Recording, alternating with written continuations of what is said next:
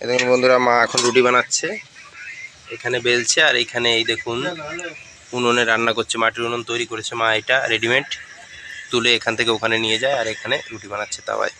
আর এখানে আলু ভাজা করে, আলু ভাজা এটা হ্যাঁ, সে সিঙ্গারার মতো আলু ভাজা করেছে, সিঙ্গারার যে আলুটা হয় সেই রকম এখানে মা বানাচ্ছে। আজকে রাত্রেবেলা এটা দিয়েই ডিনার সেরে নেবো। দাও রুটি দিয়ে দাও। এই দেখুন বন্ধুরা, আমাদের আলু চোখা করেছে, এটাকে আলু চোখা বলে। আমাদের মোটামুটি আলু সিদ্ধ করে তারপরে ভেজেছে মাখা মাখা করে, সিঙ্গারা আলুর মতো করে। এই দেখুন রুটি দিয়ে দিচ্ছে। এটা ভাইয়ের থালা, এটা আমার থালা। চলুন খাওয়া যাক এখন। এখানে মা বসে রয়েছে, বাবা বসে রয়েছে এখানে, এই যে ভাই চলে আসছে খেতে। চলুন খাওয়া যাক রুটি। দেখুন বন্ধুরা, আমার মায়ের কাজ দেখুন, ওই লঙ্কার খোসাগুলো সেইভাবে একদম ডলে ডলে শেষে শেষে মাখাচ্ছে। লঙ্কায় হয় না, ঝালে হয় না, তো আটা মাখা হয়ে গেল।